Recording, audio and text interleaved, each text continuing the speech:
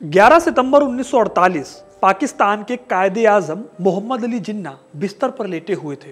तबीयत बेहद नासाज थी। जिन्ना लगभग बेहोशी की हालत में थे, हाथ तक नहीं उठा पा रहे थे। पास में उनकी बहन फातिमा जिन्ना डॉक्टर से पूछ रही थी कि उनकी तबीयत कब तक सुधरेगी। डॉक्टर ने देखा कि जिन्ना की हालत बेहद खराब है, लेकिन फिर भी जिन्ना का इलाज किए बिना वो वहां से चला गया। करीब 2 घंटे बाद जिन्ना ने आंखें खोली, अपनी बहन को पास बुलाया और कहा, फाती, खुदा हाफिज। जिन्ना ये कहते ही चल बसे। पाकिस्तान को बनाने वाले जिन्ना पाकिस्तान को बड़ा होते नहीं देख पाए थे, लेकिन असली तमाशा उनकी मौत के बाद हुआ था। जिन्ना का अंतिम संस्कार 2 बार किया गया। जिन्ना के आखिरी दिनों में पाकिस्तान ने उन्हें बदहाल करके छोड़ा था, लेकिन पाकिस्तान ऐसा कर क्यों रहा था? वो कौन सा ऐसा सच था जिसे पाकिस्तान नहीं चाहता था कि उसकी जनता को पता चले? इस वीडियो में आपको पता चलेगा कि आखिर क्यों जिन्ना का अंतिम संस्कार 2 बार किया गया और आखिर क्या वजह थी कि पाकिस्तान ने अपने ही कायदे आजम को बुरी हालत में छोड़ दिया था। तो इसके लिए वीडियो को एंड तक जरूर देखिएगा, क्योंकि अपना इतिहास नहीं जानोगे तो खुद को कैसे पहचानोगे। जिन्ना जब पाकिस्तान गए थे तो उससे पहले ही उनकी तबीयत बेहद नासाज हो गई थी। एक लंबे अरसे से उन्हें टीबी था, लेकिन इसके बावजूद वो सिगरेट पीना नहीं छोड़ सके। इसी वजह से आगे चलकर उन्हें टीबी के साथ साथ फेफड़े का कैंसर भी हो गया, लेकिन इसकी भनक उन्होंने बहुत दिनों तक किसी को भी लगने नहीं दी थी। वो पार्टीज में शिरकत करते, बाकायदा सूट बूट पहनकर लोगों से मिलते। उनकी बहन फातिमा को भी इसके बारे में बेहद बाद में पता चला था।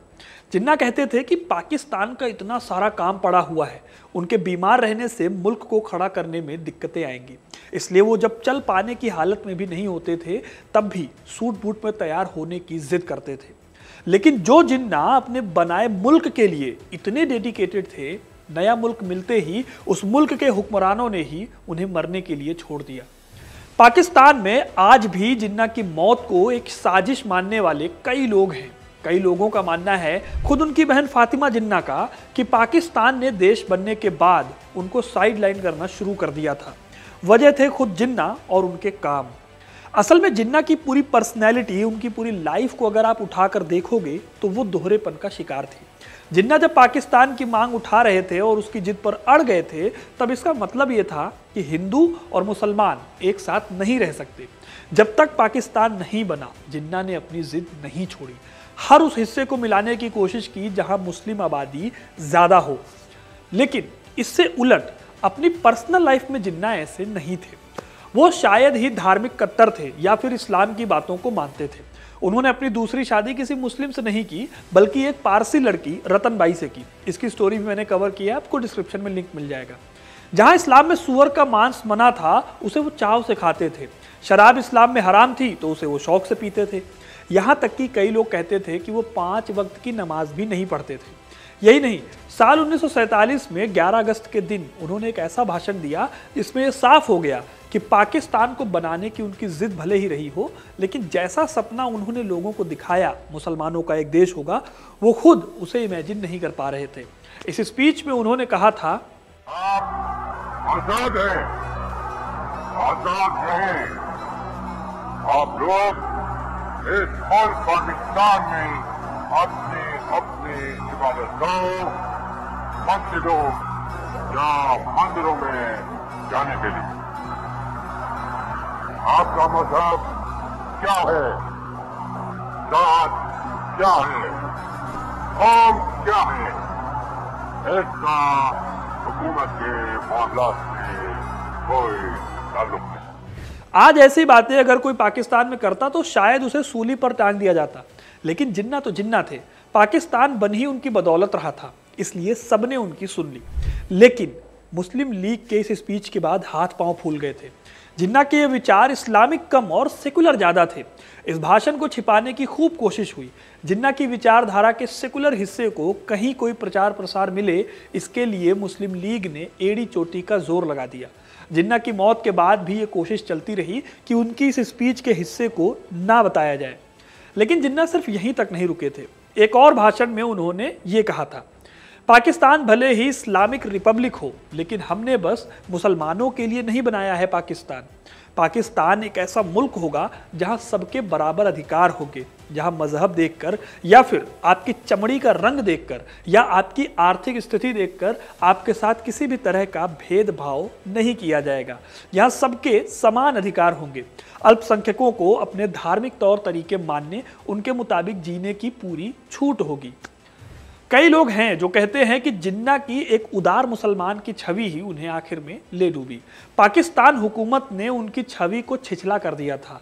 लिबरल जिन्ना को हर जगह कट्टर दिखाने की कोशिश की गई।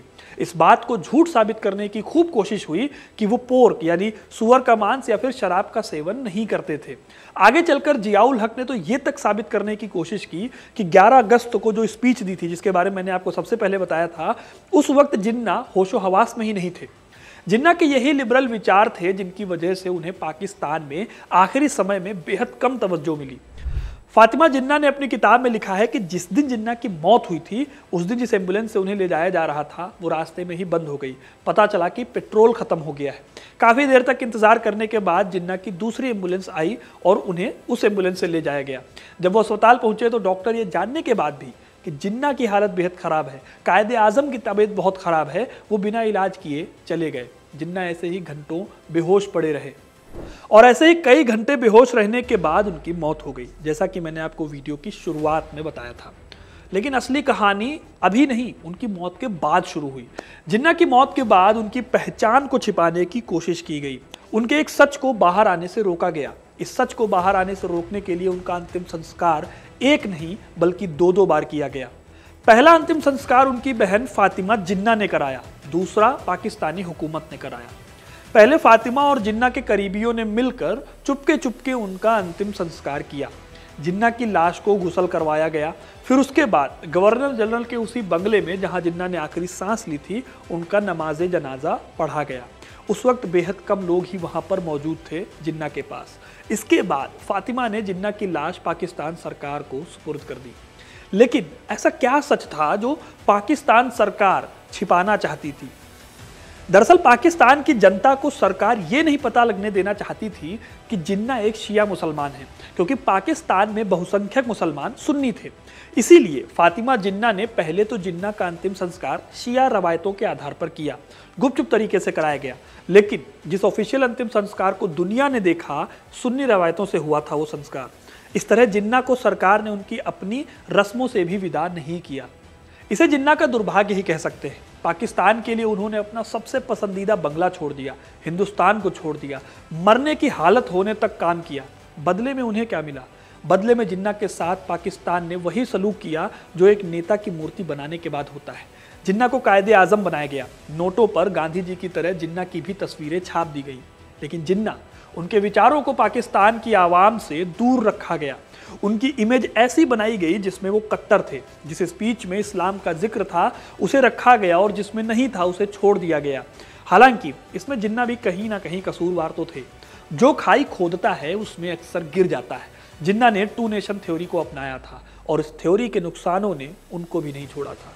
तो दोस्तों, ये थी कहानी कि जिन्ना के अंतिम संस्कार को 2 बार क्यों किया गया। आपको कहानी कैसी लगी कमेंट करके जरूर बताइएगा। वीडियो को लाइक और शेयर करना ना भूलें और ऐसी इंटरेस्टिंग कहानियों के लिए हिस्ट्री कनेक्ट को सब्सक्राइब जरूर करें। धन्यवाद।